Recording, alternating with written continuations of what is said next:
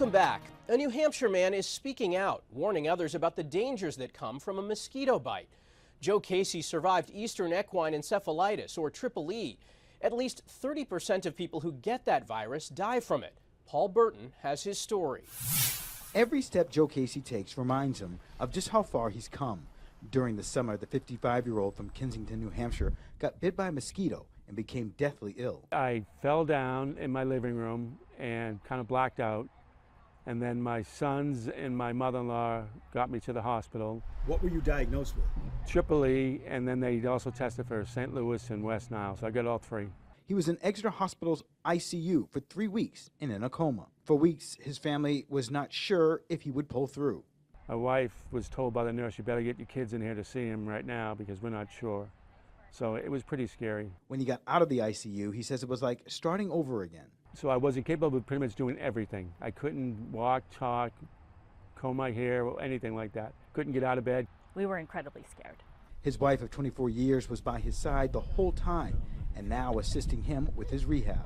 To have him walking on his own is amazing. He's worked so hard, and we're really proud of him. Joe says he still has 10 more weeks of outpatient rehab, all from a simple mosquito bite, which is why he's speaking out now about the dangers of Triple E.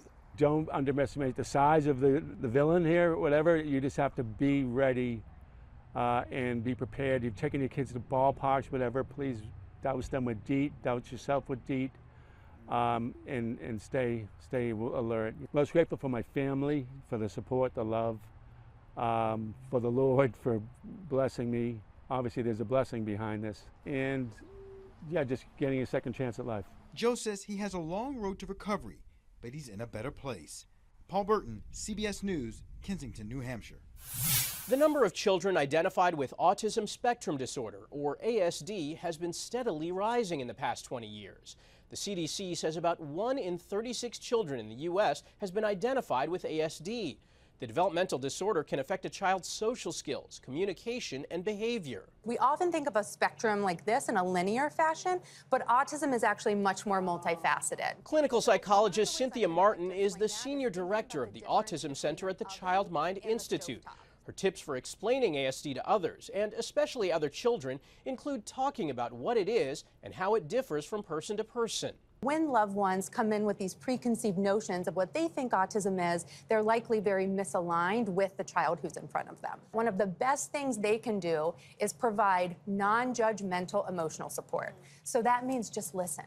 Listen, be available, don't try to offer advice, don't try to minimize how the parent is feeling. Martin says it's helpful for other adults to be flexible and open-minded, avoid judgment, and recognize and respect another family's differences. As daylight saving time ends and we fall back to standard time, sleep experts say that flipping back and forth is dangerous to our health. Some medical associations say the practice is outdated and should end, as studies have shown a link to a number of issues, including depression, weight gain, cardiovascular disease, and stroke. For more on this, I spoke with Dr. Eric Olson, a sleep physician at the Mayo Clinic and the board president for the American Academy of Sleep Medicine. Doctor, thanks so much for joining us. We're talking about daylight saving, and I want to get a sense of how that time shift affects us physically. The time shift has profound effects on our physical and our mental health. Physically, it internally changes our inflammatory system, our immune system, our nervous system, and that can manifest in things like blood pressure changes, pulse rate changes, even things like heart attack and stroke risk may lead to more emergency room visits with the time shift. In fact, there's also even evidence to suggest that suicide risk may go up with that time shift. So it has profound impacts on our well-being and our health. Does it make a difference when we wake up in the morning? If we have sunlight coming in, does that make a difference?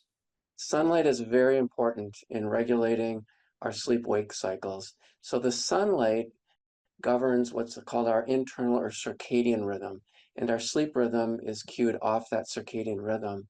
And with the time shifts that occur, the body's clock, the light-dark or solar clock, and the social clocks become misaligned, and then that is why we get mental or physical health detriments from that shift. Is it easier on the body to spring forward or to fall back, or does it make a difference at all? Well, we don't think that either time shift is healthy, but for an individual, it's probably easier to fall back than it is to spring ahead. When we spring ahead, we're much more vulnerable to insufficient sleep, that is, not getting enough sleep for that night and for the days that follow, and that's detrimental to health. Are there things we could do to mitigate the effects of this to kind of get ready for the time change?